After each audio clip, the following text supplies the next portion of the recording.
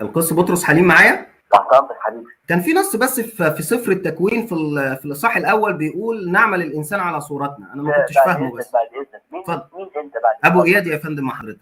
نعم ابو اياد يا فندم مع حضرتك. طب وحضرتك ده الكلام ده يتقال برضه كمان احنا في ايه ولا في ايه؟ هو حضرتك في يعني نص حضرتك في يبقى عاوز الكتاب يعني انا بسال عنه، حضرتك عايز اعرف بس مش اكتر. بعد اذن حضرتك، يعني انت ابو اياد على دماغنا من فوق، وجميل قوي ان حضرتك تتكلم بالطريقه دي، بس حضرتك الامور ما بتبقاش بالطريقه دي خالص.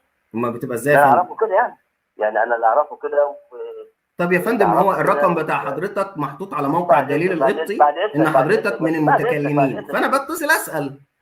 اتفضل يا حبيبي، عيب اللي بتعمله ده يا فندم. عيب ايه وانا بعمل حاجه حرام؟ يعني انت شكلك راجل متعلم وراجل بتفهم وراجل مديك ربنا حكمه ومديك نعمه، الامور ما تدخلش بالطريقه دي. ده قال لك بالطريقه الكلام ده مش مظبوط يا حبيبي. طب ازاي يا فندم؟ اتفضل. منظم او حد هيتكلم بالطريقه دي، انت يعني تتكلم بالطريقه مش مظبوط يعني. ايوه يا فندم، يعني ايه نعمل الانسان؟ يعني مين اللي بيتكلم هنا؟ بعد اذن حضرتك، بعد اذن مين اللي بيقول نعمل بس؟ مين اللي بيقول نعمل؟ يا ابني فهمني الكلام اللي بقول انا بقول لك كده. اتفضل. يعني بقول لحضرتك باحترامي لحضرتك وادبك واحترامك وادبك، لما بيجي حد يسال في موظف او حاجه تقول لازم تتفق يا فندم دي مش مناظره، انا بسالك يعني ايه نعمل الانسان؟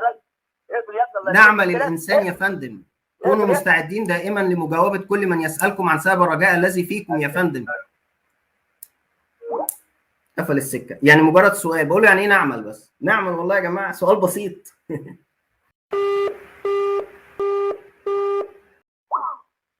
ما بيردش. القس بطرس حليم، كنيسة العذراء. تخيلوا يا جماعة، حضرة القس بطرس حليم كاهن كنيسة العذراء اللي في الزيتون، حلمية الزيتون يعني، دي اللي ظهرت فيها السيدة مريم على زعم النصارى. أنا طبعا كنت عامل كتاب في الموضوع ده وأثبتت إن هو كاذب تماما. اسم الكتاب عبادة مريم في المسيحية والظهورات المريمية، ممكن ترجعوا للكتاب. تخيلوا بقى كاهن هذه الكنيسة اللي ظهرت فيها السيدة مريم عليها السلام بحسب زعم النصارى مش قادر يرد على سؤال بسيط.